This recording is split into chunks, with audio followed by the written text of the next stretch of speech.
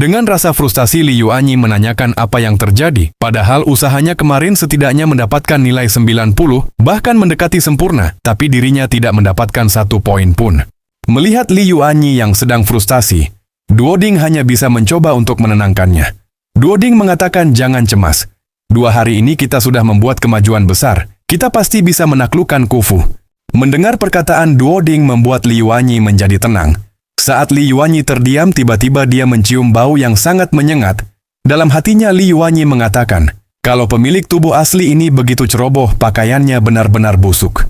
Li Yuanyi mengkhayalkan jika dirinya jadi pria bersih, rapi, dan bersinar, dan memperlakukan Khufu dengan lembut dan penuh perhatian, mungkin Khufu akan tergila-gila padanya. Dengan gaya yang sok keren, Li Yuanyi bergegas untuk mandi dan membersihkan dirinya dari bau yang membandel. Selang beberapa menit, tiba-tiba pintu kamar Khufu ada yang membuka. Saat pintunya terbuka, terlihatlah Li Yuanyi yang bersinar, serta dikelilingi bunga-bunga dan langsung menyapa Khufu. Melihat Li Yuanyi membuat Khufu terkejut, Li Yuanyi merasa kalau Khufu sedang terkesan padanya. Padahal yang dilakukan Li Yuanyi tadi membuat Khufu menjadi siaga, dan tiba-tiba Duoding memperingatkan Li Yuanyi kalau nilai vilennya naik lagi. Dengan perasaan terpukul, Li Yuanyi tidak menduga dengan usaha yang dia lakukan ini, hasilnya masih tidak seperti yang dirinya bayangkan. Padahal biarpun dirinya tidak sekelas dewa, tapi wajahnya berada di atas rata-rata laki-laki lain. Dengan nada panik, Duoding mengatakan, menurut perhitungan sistem, nilai Vileni akan naik 1000 poin per menit. Li Yuanyi harus cepat memikirkan sesuatu. Dengan cepat, Li Yuanyi berubah menjadi pria yang sok tampan. Dengan tangan yang menutupi sebelah wajahnya, Li Yuanyi bergumam, kalau tiba-tiba ada wanita cantik yang mendekatinya, dirinya juga pasti akan curiga. Mungkin hanya ada satu cara untuk mendekati Khufu. Dengan perubahan ekspresi yang drastis, Li Yuanyi langsung masuk ke mode galaknya. Dengan suara keras, Li Yuanyi menanyakan, kenapa Khufu masih memakai pakaian yang robek itu? Padahal dirinya telah memberikan baju yang baru. Apa kau meremehkan pakaian yang kuberikan? Jujur saja, melihat penampilan menyedihkanmu, itu saja sudah membawa sial. Apa kau sengaja menantangku? Kau berpakaian begitu supaya satu suku bilang kalau keluarga Li itu pelit. Mendengar ocehan Li Yuanyi, hanya membuat Khufu terdiam. Melihat Khufu terdiam membuat Li Yuanyi merasa kalau trauma Khufu benar-benar parah. Tanpa basa-basi, Li Yuanyi kembali marah dan bertanya kenapa Khufu hanya diam saja. Kenapa masih belum ganti pakaian? Cepat ganti pakaianmu itu sekarang juga. Dengan ekspresi bingung, Khufu menjawab kalau dirinya harus masak dulu. Dengan marah, Li Yuanyi mengatakan dengan kemampuan memasak yang Khufu miliki, anjing saja tidak mau makan. Dengan keras, Li Yuanyi mendorong Khufu ke tempat tidur, lalu Li Yuanyi melarang Khufu memasak untuk hari ini. Li Yuanyi memerintahkan Khufu untuk tetap di rumah hari ini. Setelah mengatakan itu, Li Yuanyi langsung berlari keluar kamar. Saat sedang berlari, Li Yuanyi merasa kecewa karena dirinya sudah capek-capek berdandan agar mendapatkan poin dari Khufu, tapi malahan rasa curiga yang dirinya dapatkan. Melihat Li Yuanyi yang berlari keluar kamar, membuat Khufu penasaran dan melihat keluar untuk memastikan Li Yuanyi benar-benar pergi. Dengan perasaan yang campur aduk, Khufu memperhatikan pakaian yang diberikan Li Yuanyi tadi. Dalam ingatan Khufu terbayang tentang kejadian yang baru-baru ini dirinya alami. Tentang perlakuan Li Yuanyi yang terlihat baik kepadanya. Dalam pikirannya, Khufu merasa heran padahal dirinya adalah budak yang kabur di saat tuanya dalam masalah dan melarikan diri. Biasanya kalau ketahuan akan dipukul sampai mati. Tapi kenapa dia tidak membunuhku? Dan kenapa dia memberiku pakaian bagus? Kalau dia mau menyiksaku, cukup beberapa cambukan untuk melampiaskan amarahnya. Apa mungkin dia peduli padaku? Bahkan luka-luka ini jauh lebih baik daripada kemarin. Saat sedang memikirkan semua tindakan baik yang Li Yuanyi berikan padanya, tiba-tiba muncul sosok iblis di dalam pikiran Khufu. Iblis itu menghasut Khufu agar tidak tertipu dengan perlakuan baik dari Li Yuanyi. Iblis itu mengatakan, kalau Li Yuanyi tidak memukulnya hari ini, itu bukan berarti dia peduli padamu. Dengan perasaan yang campur aduk, Khufu berusaha agar tidak tertipu dengan perlakuan baik dari Li Yuanyi. Khufu merasa tidak mungkin orang akan cepat berubah begitu saja. Khufu merasa kalau Li Yuanyi sedang merencanakan cara menyiksa yang lebih kejam dari biasanya karena keluarga Li tidak pernah punya rasa belas kasihan. Khufu merasa dirinya harus tetap waspada dan jangan sampai masuk ke dalam jebakannya. Di sisi lain, Li Yuanyi yang sudah berada di luar kamar merasa kalau biasanya perempuan yang diberikan pakaian baru akan merasa senang dan mungkin dengan itu dirinya akan mendapatkan banyak poin dari Khufu. Tapi tiba-tiba notif pemberitahuan yang masuk tidak sesuai dengan hayalan dari Li Yuanyi. Notif mengatakan kalau nilai Vileni Khufu naik 0,03 lagi. Dengan rasa frustasi yang kuat, Li Yuanyi merasa semua usahanya hari ini berakhir dengan sia-sia. Padahal dirinya sudah bersusah payah melakukan yang terbaik untuk mendapatkan nilai yang baik dari Khufu, tapi malahan nilai vileninya yang naik. Tapi ekspresi Li Yuanyi dengan cepat berubah, karena dirinya telah memikirkan rencana yang baru. Li Yuanyi merasa kalau sifat baiknya tadi terlihat mencurigakan, maka dirinya akan terlihat jahat supaya Khufu tidak merasa curiga. Dengan gaya narsisnya, Li Yuanyi bergumam kalau tenaga yang dirinya keluarkan di balik layar hanya untuk menjaga peran ini. Dengan penuh tekad, Li Yuanyi mencoba untuk menyemangati dirinya sendiri agar berusaha lebih keras lagi demi bertahan hidup. Dengan suara keras, Li Yuanyi berteriak kalau dirinya telah pulang dan mempertanyakan tentang keberadaan Khufu. Karena mendengar suara itu membuat Khufu cepat-cepat keluar dari dalam rumah dan mengatakan kalau dia di sini. Li Yuanyi langsung masuk ke dalam rumahnya sambil meletakkan kayu bakar. Li Yuanyi menyuruh Khufu untuk pergi mandi. Melihat Khufu yang masih diam saja membuat Li Yuanyi langsung menanyakan apakah Khufu tidak menyukai baju yang telah dibelikannya. Saat mengambil kayu bakar, Khufu mengatakan kalau bukan begitu maksudnya. Melihat Khufu yang berjongkok untuk mengambil kayu bakar membuat Li Yuanyi menjadi marah lagi. Li Yuanyi menanyakan apa ada dirinya menyuruh Khufu untuk mengumpulkan kayu bakar. Li Yuanyi mengatakan kalau sampai luka Khufu terbuka lagi, maka dirinya harus mengeluarkan uang lagi untuk pengobatan. Dengan wajah yang ketakutan, Khufu menanyakan apa yang harus dirinya lakukan. Sambil menyalakan api, Li Yuanyi memerintahkan Khufu untuk pergi mandi dan pastikan benar-benar bersih. Dengan wajah yang penuh keringat dingin, Khufu mengatakan kalau dirinya akan segera mandi. Dalam hatinya, Khufu merasa kalau dia benar-benar Li Yuanyi yang biasa. Padahal dirinya sudah berharap meskipun sedikit bahwa dia sudah berubah. Setelah selesai mengisi bak mandi, Li Yuanyi memerintahkan Khufu untuk segera mandi. Mendengar perintah itu membuat Khufu menjadi gugup. Li Yuanyi mengatakan budak orang lain badannya lebih bagus, wajahnya lebih cantik, dan jauh lebih berani daripada dirimu. Li Yuanyi mengatakan kalau dirinya bersenang-senang. Hanya dengan jalan-jalan keluar, siapa juga yang mau melihat dirimu? Dengan cepat Li Yuanyi keluar dari kamar mandi dan memerintahkan Khufu agar cepat mandi. Melihat Li Yuanyi yang sudah keluar dari kamar mandi, Khufu langsung saja melepas bajunya. Dan tidak lupa pula melepaskan segel segitiga emasnya dan langsung pergi berendam dalam air. Saat sedang berendam, Khufu merasa mungkin dirinya akan dipaksa untuk bertempur. Sedangkan di luar kamar mandi terlihat Li Yuanyi sedang stres dengan keadaannya saat ini. Li Yuanyi mengatakan kalau satu Khufu saja sudah susah sekali untuk ditangani, dan 6 sisanya tidak akan lebih mudah. Ini benar-benar perangkap maut, ujar Li Yuanyi. Melihat Li Yuanyi sedang stres, Duoding mencoba untuk menenangkan Li Yuanyi. Duoding mengatakan kalau ini semua demi menjaga perdamaian dunia, kamu tidak punya pilihan lain selain menjalaninya. Li Yuanyi mengira transmigrasi itu tentang dapat cheat, pamer, dan bangkit, bukan menjadi sampah. Duoding kembali mencoba memberikan semangat pada Li Yuanyi. Duoding mengatakan begitu. Kau berhasil menaklukkan 7 heroin villain ini, kau akan memiliki 7 pejuang terkuat di dunia. Bukankah itu cheat yang cukup untuk pamer? Dan tiba-tiba semangat Li Yuanyi kembali. Li Yuanyi merasa kalau sekarang menjadi sampah hanya untuk batu loncatan untuk tujuan yang lebih besar. Setelah menunggu beberapa saat, akhirnya Khufu selesai mandi dan mengganti pakaiannya dengan pakaian yang diberikan oleh Li Yuanyi tadi. Khufu terlihat sangat cantik mengenakan pakaian yang diberikan oleh Li Yuanyi. Tampak Khufu malu-malu karena tidak terbiasa menggunakan pakaian yang bagus. Khufu bertanya pada Li Yuanyi apakah dirinya terlihat aneh, dengan nada datar. Li Yuanyi mengatakan kalau Khufu sudah cukup layak untuk dilihat, padahal dalam hatinya berkata lain. Sebenarnya Li Yuanyi terpesona dengan kecantikan dari Khufu, tapi Li Yuanyi berusaha terlihat cuek agar Khufu tidak curiga lagi sama dirinya. Mendengar tanggapan yang biasa saja membuat Khufu merasa kecewa. Untuk mengalihkan topik pembicaraan, Li Yuanyi mengatakan kalau dia akan pergi ke kamar untuk tidur. Li Yuanyi memerintahkan Khufu untuk membereskan semuanya. Dan kalau sudah selesai, Li Yuanyi memerintahkan Khufu untuk menjaga dan melindungi dirinya saat tidur. Li Yuanyi kembali menegaskan kalau dirinya bangun tengah malam dan Khufu tidak ada di dalam, maka dirinya akan menelanjangi dan mengikatnya di atas ranjang. Dengan cepat Khufu mengatakan kalau dirinya mengerti. Dan mereka berdua berjalan ke dalam kamar, dan di sini Duoding mengatakan darkening berhenti. Duoding memuji akting Li Yuanyi yang sangat hebat, sehingga strategi mereka berhasil. Saat di depan kamar, Li Yuanyi memerintahkan Khufu untuk menaruh ember dan semua peralatan di luar. Li Yuanyi kembali menegaskan kalau Khufu berani macam-macam sampai lukanya parah lagi, maka dirinya terpaksa harus bayar dokter untukmu. Mendengar ucapan Li Yuanyi tadi, membuat Kufu merasa kalau Li Yuanyi hanya takut buang-buang uang. Karena itu dia khawatir kalau aku sampai terluka atau mati. Tapi ini tidak terlalu buruk.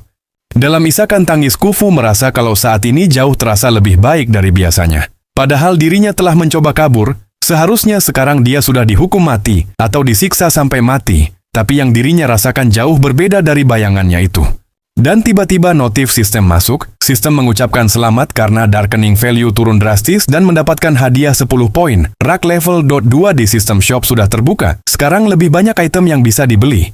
Melihat notifikasi sistem, membuat Li Yuanyi menangis bahagia karena semua usahanya tidak sia-sia. Duoding juga mengatakan kalau mereka terus melakukan strategi ini, maka mereka bisa maksimalkan potensi Kufu. Li Yuanyi bergumam dalam hatinya, kalau dirinya bukan Li Yuanyi yang dulu, Li Yuanyi mengatakan kalau suatu hari Kufu pasti akan mengerti bahwa dirinya sungguh ingin melihat Kufu tersenyum dan membuatnya bahagia. Setelah semua drama itu, Li Yuanyi langsung pergi tidur di kamarnya. Saat mencoba untuk tidur, tiba-tiba Li Yuanyi merasa kalau ada orang yang ikut naik juga ke atas tempat tidurnya. Saat Li Yuanyi membuka mata, dirinya melihat Kufu sedang membuka bajunya. Sontak melihat itu membuat Li Yuanyi terkejut. Dengan muka yang masih memerah, Li Yuanyi menanyakan apa yang sedang Kufu lakukan. Dengan muka yang juga memerah, Kufu menjawab, bukankah Li Yuanyi yang bilang ingin tidur bersamanya? Dengan panik, Li Yuanyi menyuruh Kufu untuk mundur. Li Yuanyi menanyakan kapan dirinya pernah bilang mau tidur denganmu. Sambil memegang hidung, Li Yuanyi bergumam dalam hatinya, sial, hidungnya panas, jangan-jangan dirinya sedang mimisan, malu-maluin kalau sampai kejadian.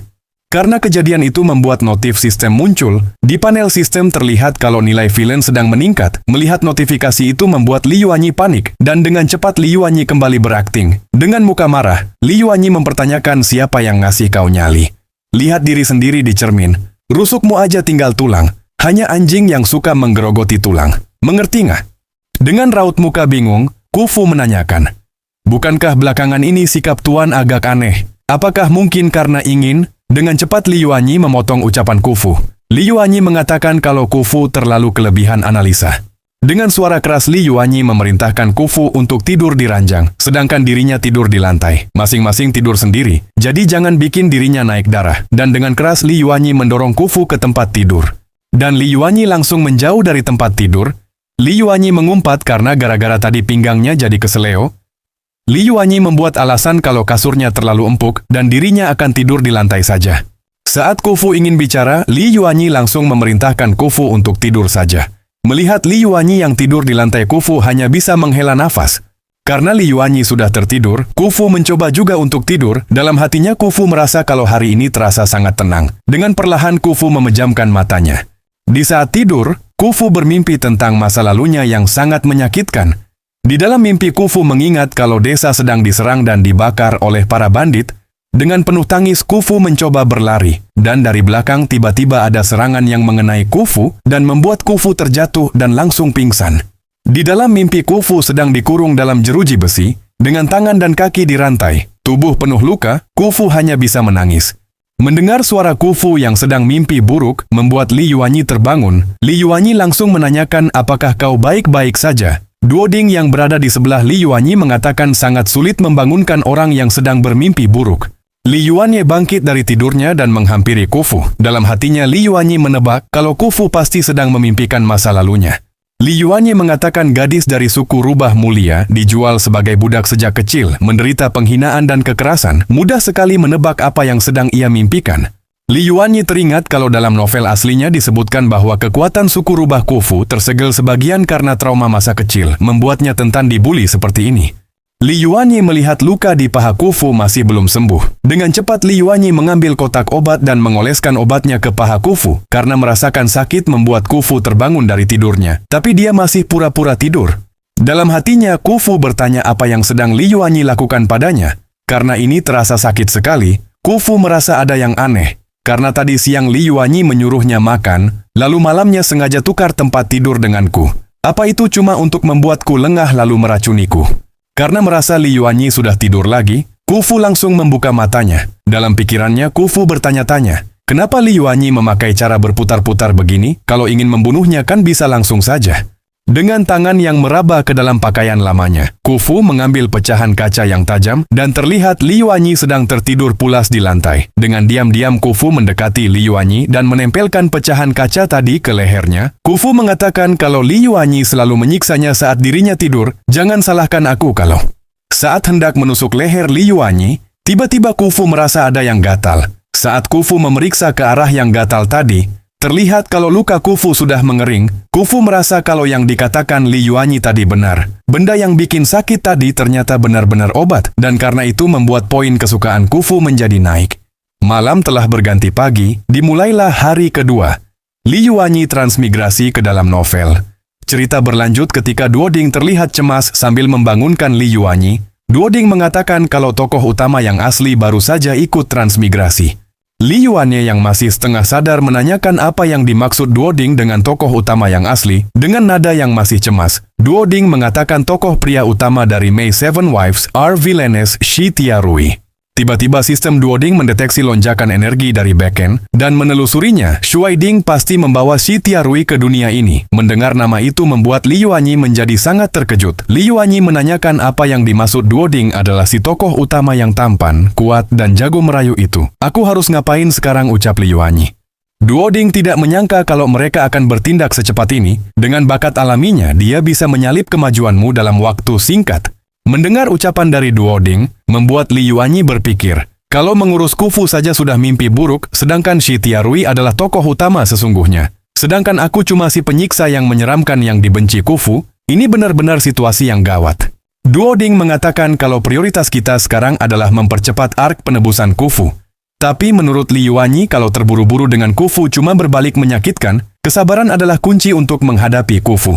Dengan cemas Duoding mengatakan kalau tokoh utama asli berhasil menyelesaikan misi menyelamatkan ketujuh heroin duluan, maka sistem utama akan menghapus kita saat itu juga. Mendengar penjelasan Duoding itu membuat Li Yuanyi merenungkan nasib dirinya. Dan dari hasil perenungannya, Li Yuanyi mendapatkan pencerahan. Li Yuanyi mengatakan kepada Duoding untuk tidak perlu panik. Li Yuanyi mengatakan hanya dalam semalam dirinya dapat 30 poin, itu berarti menandakan strateginya berhasil. Kedekatan memberikan keuntungan, dirinya tidak perlu panik, lagi pula dirinya adalah figur sampah yang seharusnya mati dalam 3 hari, tapi dirinya masih hidup. Itu menandakan ceritanya sudah berubah. Dengan rasa percaya diri, Li Yuanyi mengatakan kalau dia mau masuk ke sini dan menyelamatkan Khufu, dia harus berhadapan dengan dirinya terlebih dahulu. Mendengar penjelasan dari Li Yuanyi, Duoding membenarkan perkataan dari Li Yuanyi tadi. Dirinya lupa kalau Li Yuanyi mengatakan dia telah mendapatkan poin. Dengan rasa percaya diri, Li Yuanyi mengatakan kalau mereka akan tetap pada rencana, cuman mereka harus tingkatkan kewaspadaan mereka terhadap Shi Tiarui. Saat sedang berbicara dengan Duoding, Li Yuanyi mendengar suara Khufu yang sedang mengigau saat tidur. Li Yuanyi mendekat ke Khufu yang sedang tidur, sambil mengusap kepala Khufu. Li Yuanyi menyuruh Khufu menjadi rubah kecil yang baik, tidur dan tunggu dirinya di rumah. Dan dengan perlahan Li Yuanyi melangkah keluar dari rumahnya. Saat Li Yuanyi sudah pergi, Khufu langsung bangun. Rupanya Khufu hanya pura-pura tidur saja. Dengan penuh tanda tanya, Khufu merasa heran kenapa dirinya dipanggil rubah kecil. Tempat berpindah ke sebuah hutan yang terlihat sangat indah. Dengan pemandangan pepohonan dan gunung yang menjulang tinggi, di sini kita melihat Li Yuanyi sedang berjalan santai sambil bernyanyi dan berhayal. Li Yuanyi menghayal kalau lain kali dirinya akan mengajak Khufu ke sini dan mengaturkan serangan binatang di saat Khufu sedang ketakutan dirinya akan muncul sebagai pahlawan dan menyelamatkannya. Mungkin Khufu akan makin suka padanya dan dirinya akan mendapatkan banyak poin. Saat sedang asik berhayal, tiba-tiba Li Yuanyi terkejut karena mendengar suara aneh dari dalam hutan. Dengan ekspresi takut, Li Yuanyi berpura-pura kalau dirinya melihat seseorang dan menyuruhnya untuk keluar. Saat suara itu makin dekat, Li Yuanyi bersiap-siap untuk menyerang menggunakan potongan kayu yang ada di tangannya. Sebelum Li Yuanyi menyerang, ada suara dari dalam hutan yang meminta agar tidak diserang karena mereka satu suku. Dan dari dalam hutan itu keluar 3 sosok wanita serigala yang sangat cantik, apalagi yang rambut hijau spek idaman para cowok. Si wanita itu mengatakan kalau dirinya mendengar lolongan dari dalam hutan, dan ternyata cuma seseorang yang sedang bernyanyi. Saat wanita itu menatap orang yang dia ajak bicara, sontak dia langsung mengenalinya. Wanita itu berkata kalau dirinya pernah melihat dia di plaza waktu itu. Dengan nada yang agak ragu, wanita itu menanyakan apa benar kalau dia adalah Li Yuankun kan? Li Yuanyi mengira tidak ada orang, dirinya cuma nyanyi buat ngisi waktu. Apa dirinya mengejutkanmu? Dari arah belakang wanita itu terdengar suara yang mengatakan, kalau mungkin cuma namanya saja yang sama. Kata orang-orang Li Yuankun itu jelek, kulit gelap, dan bau. Tapi yang ini malah ganteng dan agak sedikit imut. Mendengar rumpian dua gadis yang memujinya membuat Li Yuanyi jadi tersipu malu. Li Yuanyi mengatakan kalau mereka mau mereka boleh berbicara lebih keras, tidak perlu bisik-bisik. Si wanita yang berambut hijau mengatakan kalau Li Yuanyi sudah berubah banyak sekali. Seperti orang yang benar-benar berbeda menanggapi ucapan wanita itu. Li Yuanyi mengatakan kalau dirinya belum tahu nama mereka, sambil menyodorkan semangka wanita itu memperkenalkan namanya adalah Xiao Yuan. Yang berada di kanannya bernama Zhang Shui Shui, dan yang di kirinya bernama Aning. Xiao Yuan mengatakan kalau semangka ini baru dirinya petik, dan rasanya sangat manis. Dengan gaya sok-sokan nolak padahal mau, Li Yuanyi mengambil semangka yang diberikan Xiao Yuan. Diingatkan ya teman-teman, semangka ya bukan yang aneh-aneh. Xiao Yuan mengatakan kalau mereka mengumpulkan banyak di pegunungan, jadi Li Yuanyi tidak usah sungkan. Li Yuanyi juga boleh membawa pulang untuk budaknya, dengan mode aktingnya. Li Yuanyi mendadak berubah. Li Yuanyi mengatakan kalau budaknya tidak pantas memakan makanan ini, melihat Li Yuanyi yang berakting duoding mengatakan kalau Li Yuanyi terlalu berhati-hati. Xiao Yuan mengajak dua gadis lain untuk pergi. Sambil melihat ke belakang, Xiao Yuan berpamitan untuk pergi terlebih dahulu, dan mengatakan sampai ketemu lagi. Dengan senyum Li Yuanyi juga mengatakan sampai ketemu lagi. Saat menatap Xiao Yuan pergi, Li Yuanyi merasa bingung karena sepengetahuannya tidak ada nama karakter di novel ini yang bernama Xiao Yuan. Karena penasaran, Li Yuanyi menanyakan kepada Duoding tentang wanita itu. Duoding menjawab kalau dirinya juga bingung. Duoding mengatakan kalau tidak ada satupun dari 7 heroin yang perlu kau selamatkan yang bernama Xiao Yuan.